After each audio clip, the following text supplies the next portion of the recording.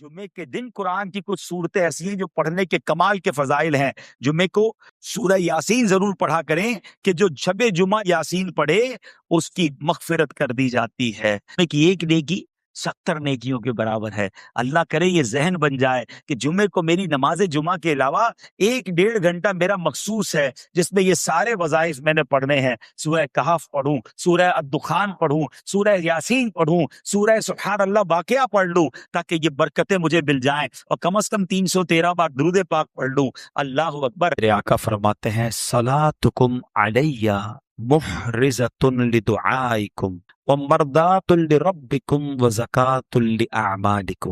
فرمایا تمہارا مجھ پر درود پاک پڑھنا تمہاری دعاؤں کی حفاظت کرنے والا اور تمہارے رب کی رضا کا باعث اور تمہارے اعمال کی پاکیزگی کا سبب ہے. یعنی ایک درود اس کے کتنے سارے بینیفٹس ہیں. اور پھر جو جمعہ کا دن ہے یہ خاص درود پاک پڑھنے کا دن ہے. ایک حدیث ہم ہر جمعے کو رپیٹ کرتے ہیں، حدیث پاک جس کا مضمون کہ جو جمعہ کے دن 200 مرتبہ درود پاک پڑھے اس کے 200 برس کے گناہ معاف کر دیے جاتے. تو آئیے مل کر محبت سے درود پاک پڑھ لیں. صلو علی الحبیب صلی اللہ تعالی علی محمد صلی اللہ علیہ وسلم.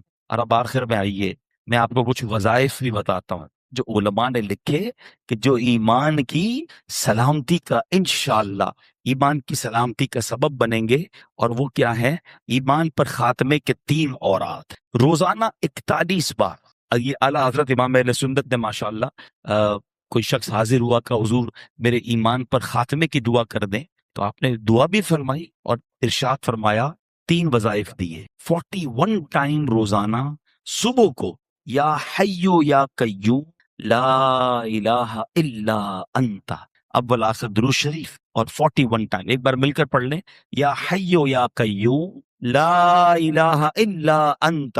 سوتے وقت اپنے سب اورات کے بعد جب سارے آپ ورد پڑھ لیں وظائف پڑھ لیں سورہ کافرون پڑھ لیا کریں، اور انشاءاللہ اس کے بعد کوئی گفتگو نہ کریں، سورہ کافرون کی تلاوت کر لیں. انشاءاللہ اس کا خاتمہ ایمان پر ہوگا انشاءاللہ. اچھا پھر 3 بار صبح و شام ایک اور دعا ہے جس کا ورد کرنا ہے.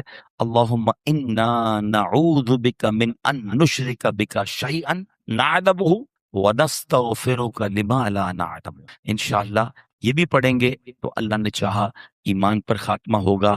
اور بار بار کلمہ پاک پڑھتے رہا کریں. بڑا پرابلم ہے جناب، مرتے وقت سب کی تمنا ہے کہ اللہ مرتے وقت زبان پر کلمہ جاری ہو، مگر پورا مہینہ گزر جاتا ہے کلمہ نہیں پڑھتے. بھائی زبان کلمے کی عادی ہوگی تو مرتے وقت کلمہ نصیب ہوگا نا. ان الذین آمنوا والذین ہادوا والنصارى والصابئین من آمن باللہ والیوم الآخر وعمل صالحا فلهم اجرهم عند ربهم ولا خوف علیہم ولا هم يحزنون. اب اس آیت کا ترجمہ کیا ہے؟ آیت کا ترجمہ یہ ہے، ترجمہ قرآن، آسان ترجمہ قرآن کنز العرفان. بے شک ایمان والوں نیز یہودیوں اور عیسائیوں اور ستاروں کی پوجا کرنے والوں میں سے جو بھی سچے دل سے اللہ پر اور آخرت کے دن پر ایمان لے آئیں اور نیک کام کریں تو ان کا ثواب ان کے رب کے پاس ہے. ان پر نہ کوئی خوف ہوگا اور نہ وہ غمگین ہوں گے. اب یہ بڑا خوبصورت یوں سمجھیے ایک سینیریو تھا، ایک زبردست یوں سمجھیے اس کے پیچھے پس منظر ہے. واقعہ ہے ایک ایسے صحابی کا جو تمام صحابہ میں سب سے لمبی عمر جن کو ملی، اور وہ صحابی ہیں حضرت سلمان فارسی رضی اللہ تعالیٰ. یاد یہ سب باتیں ہمیں پتہ ہونی چاہیے. 250 سال کے قریب آپ کی عمر تھی، اور آپ نے جس طرح اللہ کے نبی کو تلاش کیا ہے نا، جس طرح ایمان ان کو ملا، جس طرح نبی پاک کا ساتھ ملا، جس طرح وہ پیارے آقا کے پاس پہنچے، یہ لمبی داستان ہے. اور یقین کریں سیدنا سلمان فارسی کی جب بھی آپ داستان پڑھتے ہیں سنتے ہیں تو ایمان ہونا دل میں تو 2 باتوں کی اہمیت بڑھنی چاہیے. ایک تو ان سے پیار ہو جاتا ہے کہ کتنی سٹرگل، کتنی محنت، کتنے سال لگا دیے نبی پاک کو تلاش کرنے میں. دوسرے نمبر پر ایمان کی اہمیت. ہیں کہ ایمان کی تلاش میں انہوں نے کدھر کدھر سفر کیا. آپ کو پتہ ہے حضرت سلمان فارسی انہوں نے اپنے آپ کو غلام بنا کر بیچ دیا. کبھی انشاءاللہ موقع ملا تو میں تفصیلی واقعہ بیان کروں گا. میں مختصر بیان کر دیتا ہوں کہ ہوا یہ تھا کہ سیدنا سلمان فارسی رضی اللہ عنہ نے بڑی لمبی عمر پائی اور آپ نے سال ہر سال حق کی تلاش کے لیے سفر کیا. اس زمانے میں نبی پاک دنیا میں تشریف نہیں لائے تھے تو ان کو یہ بت پرستی اور کفر پسند نہیں تھا. یہ حق کی تلاش میں جاتے تو وہاں اس زمانے میں بھی کچھ لوگ تھے جو ایمان والے تھے. راہب جس کو کہتے تھے، جو بتوں کی پوجا نہیں کرتے تھے، باطل خداؤں کی عبادت نہیں کرتے تھے، کیونکہ اس زمانے میں تو عجیب معاملہ تھا نا. کوئی آگ کی پوجا کرتا تھا، کوئی ستاروں کی عبادت کرتا تھا، کوئی بتوں کی پوجا کرتا تھا. تو یہ اللہ وحدہ لا شریک کے ماننے والے تھے. تو یہ راہب ہوتے تھے جو تمام لوگوں سے دور ہو کر عبادت کرتے تھے. یہ ان کے پاس چلے جاتے، ان کے پاس بیٹھتے. جب اس کے انتقال کا وقت قریب آتا کہتے اب بتاؤ کس کے پاس جاؤں. وہ کسی اور راہب کے پاس بھیج دیتے. ان کے انتقال کا وقت آتا وہ کسی اور راہب کے پاس بھیج دیتے. اب آخری جو راہب تھا نا، جب اس کے انتقال کا وقت آیا تو آپ نے کہا اب میں کدھر جاؤں. تو اس راہب نے کہا کہ اب میں دنیا میں کسی اور کو تو نہیں پاتا، ہاں اب آخری نبی کے مبعوث ہونے کا وقت ہونے والا ہے. تم ایسا کرو کہ ان کے پاس جاؤ اور ان پر ایمان لانا، ان کی خدمت میں چلے جانا.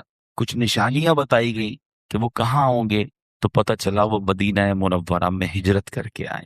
پیسے تھے نہیں مدینے جانے کے لیے تو انہوں نے کیا کیا، سفر کرتے کرتے کرتے پتہ چلا کہ ایک قافلہ مدینے جا رہا ہے. قافلے والوں کو کہا مجھے مدینے لے جاؤ. کا پیسے نہیں ہے، ایسا کرو مجھے غلام بنا لو، میں تمہاری خدمت کرتا رہوں گا، مجھے اس بستی میں لے جاؤ. اپنے آپ کو بیچ دیا اور مدینے پہنچے. پھر بہت وہاں پر باغ میں کھجوریں اٹھاتے تھے اور محنت کرتے تھے، پانی کے ڈول اٹھاتے تھے. آپ کی کمر میں یوں سمجھے کہ بڑی تکلیفیں اٹھائیں اور آخر کار جناب رسول اللہ صلی اللہ تعالی علیہ وسلم کے پاس پہنچ گئے ہیں. لیکن اب انہوں نے نبی پاک علیہ السلام سے عرض کی کہ حضور میں جب آپ کے پاس آنے سے پہلے کئی ملک شام میں اور کئی ملکوں میں راہبوں کے پاس گیا تھا، بنی اسرائیل کے عبادت گزار تھے. تو یا رسول اللہ ان کا جب ذکر کیا تو نبی پاک علیہ السلام نے فرمایا کہ اے سلمان ان کا خاتمہ دین مصطفیٰ پر نہیں ہوا. پھر یہ قرآن پاک کی آیت نازل ہوئی. یعنی یہ جو میں نے آیت پڑھی نا، یہ ایکچولی ان راہبوں کے لیے نازل ہوئی. اب دوبارہ اس آیت کو سنیں. اللہ نے کیا فرمایا، ان الذین آمنوا والذین ہادوا والنصارى والصابئین من آمن باللہ والیوم الآخر وعمل صالحا فلہم اجرہم عند ربہم ولا خوف علیہم ولا هم یحزنون.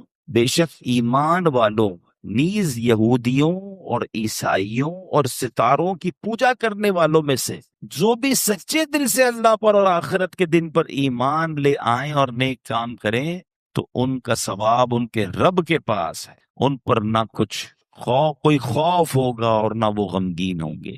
یہ آیت کریمہ جب نازل ہوئی تو نبی پاک نے فرمایا اے سلمان یہ آیت ان راہبوں سے متعلق ہے، ان میں سے وہ جو حضرت عیسیٰ پر ایمان رکھتے تھے اور ان تک میرا پیغام نہیں پہنچا وہ تو خیر میں ہے، مگر جنہوں نے میرا نام پاک سنا مگر پھر مجھ پر ایمان نہ لائے وہ ہلاک ہو گئے. اے میرے پیارے اسلامی بھائیو، معلوم کیا ہوا اس آیت سے؟ میسج کیا مل رہا ہے کہ مکی مدنی مصطفیٰ صلی اللہ علیہ وسلم جب دنیا میں تشریف لے آئے نا، اس کے بعد سے قیامت تک کوئی بھی دین، کوئی بھی ہدایت، کوئی بھی نظریہ قابل قبول نہیں ہے. صرف اور صرف دین مصطفیٰ صلی اللہ تعالی علیہ وسلم ہی راہ نجات ہے. مومن ان کا کیا ہوا، اللہ اس کا ہو گیا. نبی پاک کے دامن کے علاوہ پیارے آقا کی جو کہیں کہ ان کے فٹ اسٹیپ، ان کے نقش قدم، ان کے بتائے ہوئے طریقے کے علاوہ کوئی طریقہ درست نہیں، کیونکہ جو ان کے دامن سے وابستہ ہوگا وہ اللہ کریم کی رحمت کا حقدار ہوگا. کیا خوبصورت بات. اعلیٰ حضرت امام اہل سنت لکھتے ہیں مومن ان کا کیا ہوا، اللہ اس کا ہو گیا. کافر ان سے کیا پھرا، اللہ ہی سے پھر گیا. وہ کہ اس در کا ہوا، خلق خدا اس کی ہوئی. وہ کہ اس در سے پھرا، اللہ اس سے پھر گیا. اے میرے پیارے اسلامی بھائیو، یہ ہمیں بات سمجھنی ہے اس آیت کریمہ سے واضح طور پر معلوم ہو گیا کوئی بنی اسرائیل سے تعلق رکھتا ہو، کوئی تورات کا ماننے کا دعویٰ کرتا ہو، کوئی انجیل پر ایمان رکھنے کا دعویٰ کرتا ہو، غرض کوئی کیسے ہی بلند دعویٰ کیوں نہ کرتا ہو، نجات کس کو ملنی ہے، نجات کی راہ کون سی ہے؟ وہ دین محمدی یعنی دین اسلام ہے، اس کے سوا نجات کا راستہ نہیں۔ اللہ قرآن مجید میں ارشاد فرماتا ہے وَمَن يَبْتَغِ غَيْرَ الْإِسْلَامِ دِينًا فَلَن يُقْبَلَ مِنْهُ وَهُوَ فِي الْآخِرَةِ مِنَ الْخَاسِرِينَ، اور جو کوئی اسلام کے علاوہ کوئی اور دین چاہے گا تو اس سے ہرگز قبول نہ کیا جائے گا اور وہ آخرت میں نقصان اٹھانے والوں میں سے ہوگا۔ اے میرے پیارے اسلامی بھائیوں، اب واقعہ سنیے گا۔ مشہور صحابی حضرت ابو ہریرہ رضی اللہ تعالیٰ عنہ، ان سے روایت ہے کہ نبی پاک علیہ الصلوۃ والسلام نے فرمایا روز قیامت اللہ کی بارگاہ میں اعمال پیش ہوں گے، یعنی اعمال بھی اللہ کی بارگاہ، ہم تو پیش ہوں گے، اعمال بھی پیش ہوں گے۔ نماز عرض کرے گی اے اللہ پاک میں نماز ہوں، ارشاد ہوگا تم بھلائی پر ہو۔ پھر صدقہ حاضر ہوگا، اے اللہ میں صدقہ ہوں، ارشاد ہوگا تم بھلائی پر ہو۔ روزے حاضر ہوں گے، یا اللہ میں روزہ ہوں، ارشاد ہوگا تم بھلائی پر ہو۔ اس طرح اعمال پیش ہوتے رہیں گے، آخر میں اسلام پیش ہوگا اور اللہ کی بارگاہ میں عرض کرے گا یا ربی انت السلام و انا الاسلام، اے اللہ تیرا پاک نام سلام ہے اور میں اسلام ہوں۔ ارشاد فرمائے گا انک علی خیر بک الیوم آخذ و بک اعطی، بے شک تو بھلائی پر ہے اے اسلام، آج جس کی بھی پکڑ ہوگی تیری ہی سبب سے ہوگی، یعنی جس نے تیرا انکار کیا ہوگا اس کی پکڑ ہوگی، اور جس کو جو عطا ہوگا وہ تیری ہی بدولت ہوگا۔ اس کا مطلب جس نے اسلام تھاما ہوگا وہ بخشا جائے گا، اور جو اسلام کا انکاری ہوگا وہ قیامت کے دن مارا جائے گا، پکڑا جائے گا۔ میرا یہ بیان چونکہ پوری دنیا میں سنا جاتا ہے، ابھی بھی سن رہے ہوتے ہیں، بعد میں بھی لوگ سنتے ہیں، اگر میرا کوئی ایسا ویور ہے جو مسلمان نہیں ہے، جو اللہ کو، اس کے حبیب علیہ الصلوۃ والسلام کو ماننے والا نہیں ہے، آج قرآن کی آیتوں کے ذریعے میں آپ سے عرض کر رہا ہوں ایک ہی دین جو اللہ کی بارگاہ میں مقبول ہے، نبی پاک کے آنے کے بعد اب کوئی راہ نجات نہیں ہے، آپ اسلام میں داخل ہو جائیں، اللہ آپ کو اسلام پر استقامت دے۔ ہم جو ایمان والے ہیں اللہ ہمیں بھی ایمان پر استقامت دے، کہ ایمان ہی راہ نجات ہے۔ اب ذرا سنیے گا، کچھ لوگ آج بھی، اور اصل پرابلم یہ کہ علم تو ہے نہیں، سب دیکھنا ہے، سب پڑھنا ہے، سب کی جناب اندر جانا ہے، یہ ہمارا کام نہیں ہے۔ حضرت موسیٰ علیہ السلام پر کون سی کتاب نازل ہوئی تھی؟ تورات شریف، ٹھیک ہے؟ کس کی بات کر رہا ہوں؟ حضرت فاروق اعظم، حضرت عمر فاروق کیسی ہستی ہیں جن کے بارے میں نبی پاک فرماتے میرے بعد اگر کوئی نبی ہوتا تو عمر ہوتا۔ ان کا واقعہ سنیے۔ ایک بار نبی پاک کا دربار تھا، حضرت عمر آئے، ہاتھ میں تورات شریف تھی۔ حضرت عمر نے نبی پاک کے پاس بیٹھ کر تورات پڑھنا شروع کر، توجہ پیارے آقا علیہ السلام کی طرف نہیں گئی بلکہ تورات پڑھنا شروع۔ جیسے جیسے آپ تورات پڑھتے جاتے تھے نا، میرے آقا کے چہرے کا رنگ بدلتا گیا، جلال شریف، نبی پاک کے چہرے پر جلال کی وجہ سے رنگ بدلتا گیا۔ حضرت ابوبکر صدیق نے حضرت عمر کو روکا، اے عمر نبی پاک کا چہرہ تو دیکھو، پیارے آقا کے چہرے کو تو دیکھو۔ حضرت عمر نے جیسے ہی نبی پاک کے چہرے کی طرف دیکھا تو جلال کی کیفیت، فوراً تورات شریف بند کیا، نبی پاک سے معافی کے طلبگار ہوئے۔ اب سنو اللہ کے حبیب علیہ السلام نے کیا فرمایا۔ فرمایا اس ذات کی قسم جس کے قبضہ قدرت میں میری جان ہے، اگر حضرت موسیٰ بھی خود ظاہری زندگی کے ساتھ دوبارہ دنیا میں تشریف لے آئیں، تم مجھے چھوڑ کر ان کی پیروی کرو گے تو سیدھے راستے سے بھٹک جاؤ گے۔ اگر اب حضرت موسیٰ ظاہری زندگی کے طور پر واپس آ جائیں تو وہ بھی ضرور میری ہی پیروی اختیار کریں گے۔ یہ کیسا پیغام ہے، یہ کیسا میسج تھا، اللہ اکبر۔ کیا خوبصورت بات اعلیٰ حضرت دکھتے ہیں نا، خلق سے اولیاء، اولیاء سے رسول، اور رسولوں سے اعلیٰ ہمارا نبی، ملک کونین میں انبیاء تاجدار، تاجداروں کا آقا ہمارا نبی۔ اب اس واقعے سے مجھے اور آپ کو کیا سیکھنا؟ تورات شریف تو آسمانی کتاب ہے نا، ایک عرصے تک تو معیار ہدایت یہی کتاب رہی، صدیوں تک اس پر عمل کرنے والے نجات پاتے رہے۔ وہ بلند شان والی کتاب ہے جس پر عمل کر کے اونچے مقامات لوگ پایا کرتے تھے، جس پر عمل کی برکت سے بنی اسرائیل فتح پاتے تھے، اللہ پاک کی رحمتوں کے حقدار بنتے تھے۔ تو اس تورات کو پڑھنا بھی ثواب تھا، اس کو دیکھنا بھی ثواب تھا، مگر جب نبی پاک تشریف لے آئے، محبوب ذیشان صلی اللہ تعالی علیہ وسلم تشریف لے آئے، پھر کیا ہوا؟ آپ نے اعلان نبوت فرما دیا، اب تورات راہ نجات نہ رہی، اس پر عمل منسوخ ہو گیا۔ اب غور کریں، جب پچھلی آسمانی کتابوں کے بارے میں یہ اصول ہے، یہ حکم ہے، تو اب جو نئے نئے فتنے اٹھ رہے ہیں، نئے نئے طریقے ایجاد ہو رہے ہیں، نئے نئے فارمولے لوگ لے کر آ رہے ہیں، ذرا غور کیجئے وہ کیسے راہ نجات ہو سکتے ہیں، وہ کیسے ہدایت کے راستے ہو سکتے ہیں۔ آج لوگ کہتے ہیں میں سب کو سنتا ہوں، میں ذرا غیر مسلموں کے بھی کلپس دیکھ لیتا ہوں، میں ذرا بد مذہبوں کی باتیں بھی سنتا ہوں، میں ان کے دلائل بھی پڑھتا ہوں، اپنا قرآن پڑھا نہیں ہے، اپنے دین کے بارے میں کچھ پتہ نہیں ہے، اور ان لوگوں کی باتیں سننی ہے۔ مجھے بتاؤ ہم سے کتنا زیادہ حضرت عمر کا علم ہوگا؟ حضرت عمر کو تورات پڑھنے سے نبی پاک نے روک دیا، جو کہ آسمانی کتاب ہے۔ جناب، جن کے پاس علم نام کی کوئی چیز نہیں، اپنے دین کے بارے میں مضبوطی نہیں، اور غیر مسلموں کی باتیں سنیں گے، بد مذہبوں کی باتیں، کوئی بات دل میں بیٹھ گئی تو ایک بات یاد رکھیے گا، یہ ضرور اللہ کا مجھ پر اور آپ پر احسان ہے کہ ہمیں بن مانگے ایمان دیا ہے، ہم نے اسٹرگل نہیں کی۔ حضرت سلمان فارسی کو دیکھو یار، میں نے آپ کو بہت شارٹ میں واقعہ سنا، میں واقعہ پورا سناؤں رونے لگ جاؤ گے، کہ اس اللہ کے بندے نے ایمان حاصل کرنے کے لیے، نبی پاک کو تلاش کرنے کے لیے کیا کیا کیا، اپنا آپ بیچ دیا۔ میں نے اور آپ نے کیا کیا؟ ہم تو پیدا ہی مسلمان گھرانے میں ہوئے، بغیر مانگے۔ اللہ نے کتنی بڑی مہربانی کی، پیدا ہوتے ہی سب سے پہلی آواز کیا سنی ہمارے کانوں نے؟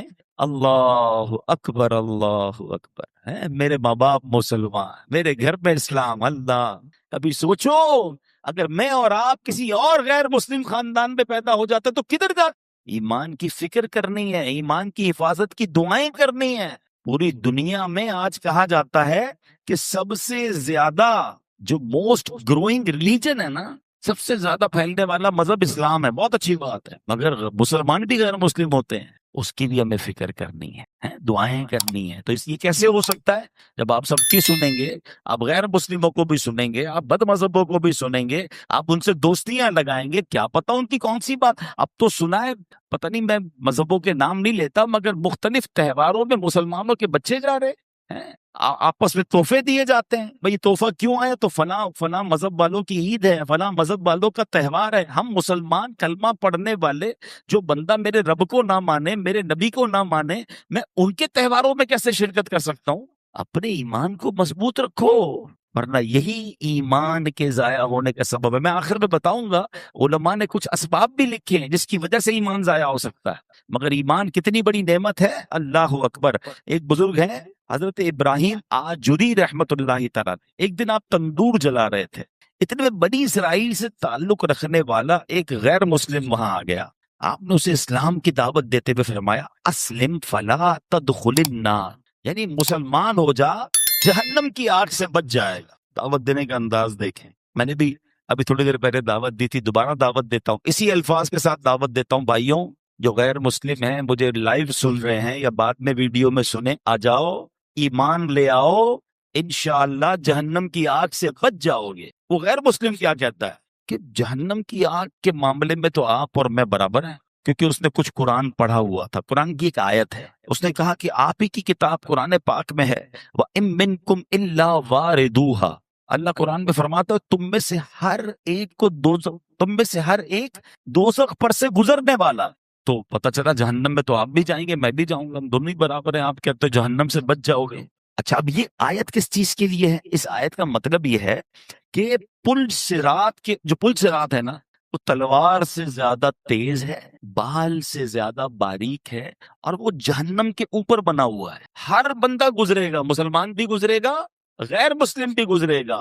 انشاءاللہ ایمان والا خیر سے گزر جائے گا، کافر کٹ کے جہنم میں گر جائے گا۔ فرق یہ ہے، گزرنا تو ہے۔ اب ان بزرگ نے جب یہ آیت سنی نا، اللہ والے تھے، ایمان والے تھے، انہوں نے کہا اچھا ایسا کرو، ذرا اپنی چادر دو۔ اس کی چادر لی اور اپنی چادر اتاری، دونوں چادر لپیٹی، گھر میں ایک تندور تھا، آگ جل رہی تھی، آپ نے وہ چادر اس میں دونوں ڈال، تھوڑی دیر بعد خود تندور کے اندر اترے اور چادر باہر نکالی، دونوں چادریں لپٹی ہوئی تھیں۔ غیر مسلم کی چادر جل کر راکھ ہو گئی، ان کی چادر ویسی سلامت، خود تندور میں اترے واپس آئے، آگ نے اثر نہیں کیا۔ کہ یہ فرق ہے، آگ میں غیر ایمان مسلمان بھی جائے گا، ایمان والا بھی جائے گا، انشاءاللہ جہنم کی آگ ایمان والے کو کچھ نہیں کہے۔ یہ دیکھنا تھا وہ غیر مسلم کلمہ پڑھ کر مسلمان ہو گئے، تو یہ فرق ہے۔ ایمان ہوا انشاءاللہ، انشاءاللہ ایمان سلامت لے کر جانا ہے نا۔ اچھا یہی بات اللہ نے قرآن میں فرمائی، ٹرائی ٹو انڈرسٹینڈ۔ جب ہم اس طرح کی باتیں کرتے ہیں نا تو لوگ کہتے ہیں یار یہ پتہ نہیں کیسے کہہ رہے ہیں ایمان جا سکتا ہے، اللہ نے مسلمان بنا دیا اب تو گارنٹی ایمان والے ہو گئے۔ نہیں، اللہ کے نبی کی دعائیں ہیں، پیارے آقا دعا کیا کرتے، یا مقلب القلوب ثبت قلبی علی دینک۔ کیا مطلب ہوا اس کا؟ دلوں کو پھیرنے والے، میرے دل کو اپنے دین پر ثابت قدمی عطا فرما۔ کون دعا کر رہا ہے؟ جس کے صدقے ایمان ملا ہے۔ پڑھتے ہو نا نعت میں شعر، تیرے صدقے میں آقا سارے جہاں کو دین ملا، وہ دعا کر رہے ہیں ہماری تربیت کے لیے کہ دل بدلتا ہے۔ اے اللہ دل سلامت رکھیو، ایمان لے کر جانا ہے۔ اچھا قرآن میں رب نے فرمایا نا، یا ایھا الذین آمنوا اتقوا اللہ حق تقاتہ ولا تموتن الا وانتم مسلمون۔ اے ایمان والو اللہ سے ڈرو جیسا ڈرنے کا حق ہے، اور نہیں مرنا مگر مسلمان، یعنی ایمان لے کر مرنا، کہیں غیر مسلم مت مر جانا۔ قرآن کا یہ پیغام بتا رہا ہے کہ ایمان والا بھی بے ایمان ہو سکتا ہے، ایمان والے کا بھی ایمان چھن سکتا ہے۔ پردے کی کوئی ضرورت نہیں ہے۔ عورت کو جناب کس نے کہا؟ بھائی قرآن نے کہا پردہ ہونا چاہیے، نبی پاک نے کہا پردہ ہونا چاہیے۔ لوگ کہہ رہے نہیں عورت کی آزادی، میرا جسم میری مرضی۔ یہ کیا ہے؟ یہ آہستہ آہستہ۔ ہم نہیں کہتے عورتوں کے حقوق، عورتوں کے ساتھ ظلم۔ اسلام جتنا عورتوں کے حقوق بیان کرتا ہے دنیا میں کون بیان کرتا ہے؟ ماں کے قدموں تلے جنت ہے۔ بہن کے حقوق بیان کیے، بیوی کے حقوق بیان کیے، بلکہ نبی پاک نے تو یہاں تک فرمایا تم میں بہترین وہ ہے جو اپنی گھر کی عورتوں کے ساتھ بہترین ہے۔ اس سے زیادہ کون سا مذہب عورتوں کے حقوق بیان کرتا ہے کہ ہمیں کہتے ہیں عورتوں کے ساتھ اچھے سلوک کرنا ہے، اسلام سکھاتا ہے۔ مگر یہاں یہ پرابلم نہیں ہے، یہاں ایکچولی آہستہ آہستہ اسلام دل سے نکالنا ہے، قرآن دل سے نکالنا ہے، حدیث۔ یہ ایک بات نہیں ہے، ایسی بہت ساری باتیں آئیں گی، آپ پڑھتے جائیں۔ یا کچھ آتے ہیں دانشور کے نام پر جو ٹی وی پہ آئیں گے، سوشل میڈیا پہ آئیں گے اور آپ کو سمجھائیں گے کہ قرآن کی یہ بات ٹھیک نہیں ہے، اس پہ عمل نہیں کرنا چاہیے، اس کا مطلب تو کچھ اور ہے، یہ پلاننگز ہیں۔ اور قرآن نے کیا کہا کہ اللہ اور اس کے رسول کے پر جو ایمان لائے، اللہ پر جو ایمان لائے گا وہی نجات پانا ہے، اس کے علاوہ نجات نہیں ہے۔ اے میرے پیارے اسلامی بھائیو، اگر ہمیں بچنا ہے جہنم کی آگ سے، ہمیں بچنا ہے آخرت کے عذاب سے، تو اپنے ایمان کی حفاظت کرنی ہے۔ ایک بار نبی پاک علیہ الصلوۃ والسلام، دیکھیں پیارے آقا کی کیا شان ہے، اس زمانے میں نبی پاک نے سمجھایا، ایسا لگتا ہے یہ آج کی لیے کیسی پیاری بات ہے۔ پیارے آقا نے ایک سیدھی لکیر کھینچی، پھر ایک رائٹ سائڈ پہ لکیر کھینچی، اور پھر لیفٹ سائڈ پہ خط لکیریں بنائی، اور پھر درمیان والی لکیر پر ہاتھ رکھ کر کیا فرمایا؟ دائیں بائیں والی لکیروں پر فرمایا ہذہ سبل الشیطان، یہ شیطان کے راستے ہیں، اور درمیان والی لکیر پر فرمایا وَأَنَّ هَذِهِ صِرَاطِي مُسْتَقِيمًا فَاتَّبِعُوهُ، اور یہ کہ یہ میرا سیدھا راستہ ہے تو اس پر چلو۔ قرآن کی آیت تلاوت کر کے سمجھا کہ سیدھا راستہ اللہ اور اس کے رسول کا راستہ ہے، دائیں بائیں یہ عجیب عجیب راستے آتے رہیں گے۔ میں انشاءاللہ آج آپ کو کچھ وظائف بھی بتا کر جاؤں گا، مگر ایک بڑا دل خراش واقعہ جس سے یہ احساس ہوگا کہ ایمان کیسے شیطان چھین لیتا ہے۔ امام ابو محمد رحمت اللہ تعالیٰ علیہ فرماتے 3 عبادت گزار لوگ تھے، زاہد تھے، حج پر گئے، اور جاتے جاتے راستے میں غیر مسلموں کی بستی میں قیام کیا۔ اب ان تینوں میں سے ایک کی نظر ایک غیر مسلم لڑکی پر پڑی جو بڑی خوبصورت تھی، اس کی طرف اس کا دل مائل ہو گیا۔ پہلے کے زمانے میں قافلے اونٹوں پر گھوڑوں پر بہت لمبا سفر ہوتا تھا، اب صبح ہوئی تو سفر کا وقت ہے، اس نے کہا دونوں کو اگر تم جاؤ میں ذرا پیچھے آتا، وہ دونوں تو حج پہ روانہ ہو گئے۔ یہ بندہ اسی بستی میں رک گیا، اس عورت کی طرف اس کا دل آ گیا، عورت سے اس نے بات کی کہ میں تم سے شادی کرنا چاہتا ہوں۔ تو عورت نے کہا کہ میرے والد سے بات کرو، والد کے پاس گیا، والد نے کہا اس کا مہر دو۔ کہا مہر کیا ہے؟ کہا مہر بہت بھاری ہے۔ کہا بتائیے میں مہر دے دوں گا۔ کہا مہر یہ ہے کہ تم غیر مسلم، تم اسلام چھوڑ دو۔ اس بدبخت نے اس لڑکی کے عشق کے چکر میں اپنا دین چھوڑ دیا، جو عبادت گزار تھا، حج کو جا رہا تھا۔ ٹرائی ٹو انڈرسٹینڈ، کدھر جا کر ایمان گیا اس کا؟ حج کے راستے میں شیطان نے ایسا حملہ کیا کہ وہ غیر مسلم ہو گیا۔ اچھا وہ شادی بھی ہو گئی، اب وہ دوست حج کر کے واپس اسی راستے سے آئے کہ وہ دوست کدھر رہ گیا، حج میں ہی نہیں آیا. واپس آئے ڈھونڈتے ڈھونڈتے پتا چلا کہ وہ بندہ تو غیر مسلم ہو گیا تھا، مگر اس دوران اس کا انتقال بھی ہو گیا. یعنی بے ایمانی کی موت مرا. اس کی بیوی کو تلاش کیا، بیوی کو کہا قبر تو دکھاؤ. قبر پر گئے، وہاں دیکھا تو 2 بچے بھی تھے، اس کی بیوی تھی، سب رو رہے تھے. تو بیوی سے جب داستان سنی تو یہ بھی 2 دوست تھے، رونے لگے کہ ایسا ہو گیا، اس کا ایمان ہی چلا گیا، بے ایمان مر گیا. عورت نے پتہ کیا بتایا؟ تو عورت نے کہا آپ کیوں رو رہے؟ کہا ہم اس کی عبادت کے گواہ ہیں، اس کے زہد اور تقوی کے گواہ ہیں. یہ بڑا نیک تھا، بڑا عبادت گزار تھا، ہمیں افسوس یہ اس کا ایمان چلا گیا. اللہ کی شان دیکھو، جب اس عورت نے اپنے سابقہ شوہر کی عبادت و تقوی کے بارے میں سنا، وہ عورت کلمہ پڑھ کر مسلمان ہو گئی. ہائے ہائے ہائے، یہ اللہ کی خفیہ تدبیر ہے کہ جس عورت کی وجہ سے اس نے ایمان ختم کیا، وہ عورت مسلمان ہو گئی، مگر اس عبادت گزار کا خاتمہ ایمان پر نہیں. ہم اللہ سے آج جمعے کے دن اس کے گھر میں بیٹھ کر دعا کرتے ہیں، اللہ ہمارے ایمان کی حفاظت رکھ، اے اللہ ہمیں مرتے وقت کلمہ نصیب فرما، ہمیں برے خاتمے سے بچا. اے اللہ جب قبر میں جائیں اللہ ایمان سلامت لے کر جائیں. یہ دعائیں کرتے رہیں، مال سلامت رہے، کاروبار سلامت رہے، بچے سلامت رہے. پتہ نہیں کتنی دعائیں کرتے ہیں. میں نہیں کہتا نہ کرو، مگر ایمان کی بھی تو دعا کرو نا. سب سے بڑھ کر تو ایمان ہے، وہ ہماری دعاؤں میں ہی نہیں ہے. اب آخر میں آئیے، ایمان سلب ہونے والے وہ کچھ کام جس کی وجہ سے ایمان سلب ہو سکتا ہے، وہ کیا ہے؟ حضرت بعض علماء فرماتے ہیں برے خاتمے کے 4 بڑے اسباب ہیں. نمبر 1، نماز میں سستی.